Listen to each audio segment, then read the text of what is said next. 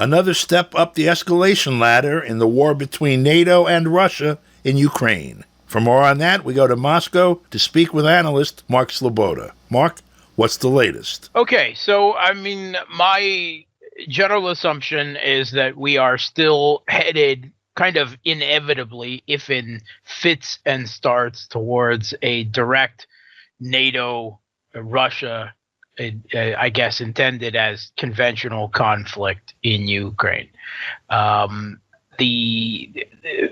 the two most foreboding and dangerous for the future actions in terms of escalation during the week both have to do with Western air power. And the first announcement is that France is going to send an undisclosed number of Mirage 2000 Iteration 5 jets to Ukraine, to the Kiev regime in Ukraine. The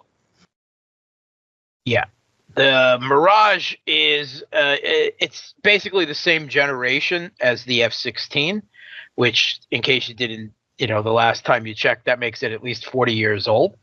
Yes, some modernization happened about 20 years ago.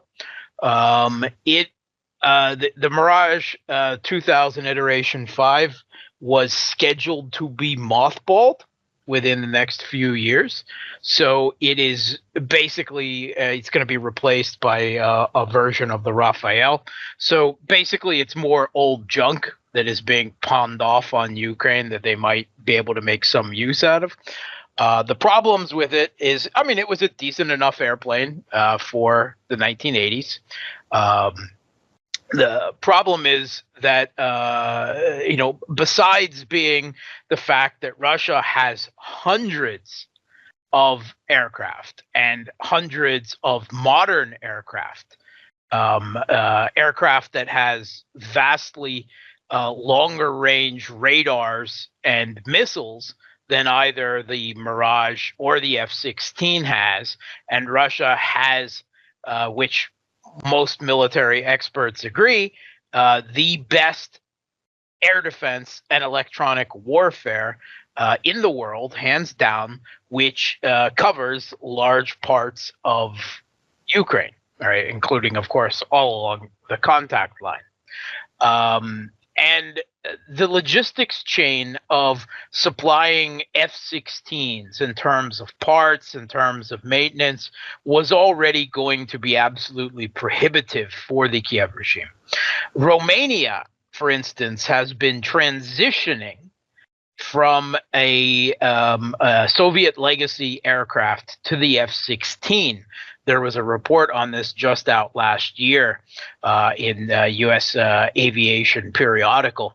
They've been transitioning to the F-16 for 8 years, and they say we're almost there. To give you an idea of what a transition time that you could actually make good use of a Western aircraft, say the F-16 is.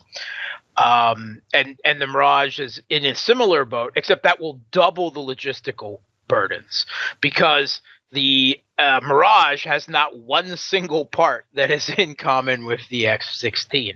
So you have to learn to fly, learn to do maintenance, and have a parts and maintenance supply chain for an entirely new, completely different aircraft that will be provided in limited numbers, because the last time I checked, the numbers can be played with, but according to public available information, in total, France only has 26 of these in total, right? And all of those may not be operational. So this will be provided in small numbers. I would suspect that the intended use of them is to be used to fire Storm Shadow / Scalp cruise missiles, British version, the Storm Shadow, the French version, the Scalp, that have been supplied to the Kiev regime. They are air-launched cruise missiles, but the Kiev regime has reputedly low single digits of the aircraft type, the Soviet legacy aircraft type that was jury-rigged to carry these things, the Su-24. Supposedly they have low single digits of them left, so they won't be able to fire them anymore. But that will, of course, put them within range of Russian air defense if they are used to fire them at, per se, Crimea and the like, which is why the Kiev regime has lost so many of those carriers. Another possibility is using them to assist in air defense in West Ukraine. But this is more for, I think, again, political statement than it is anything that is intended to change the battlefield or provide some unique advantage.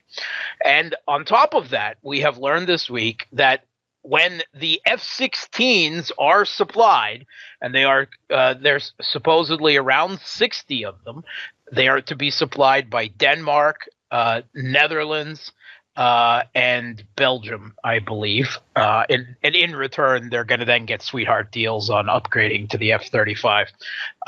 But they, again, in older aircraft, they were top of the line back in the 1980s, Top Gun, Maverick, and everything, but they're a little long in the tooth now. And the U.S. is ready to scrap them, and the Allies are as well, which is why they're being sent. And they're a fairly versatile aircraft. They can fulfill a lot of roles, air defense.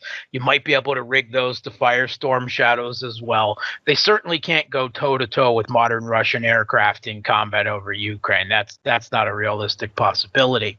But now, because of the logistical challenges with the F-16, the F-16 requires an extremely long, pristine runway. And when I say pristine, I mean pristine. You have to scrub the tarmac to make sure that there's not one stray pebble, screw, or bolt, because they have an extremely low slung engine and nothing to filter out foreign parts that could damage the engines. Why they were designed that way, I have no clue. Terrible design. Soviet legacy aircraft were not built that way, by the way. So they need very long, and they need a pristine runway. In the U.S., they have dedicated machines that sweep the fields on U.S. bases.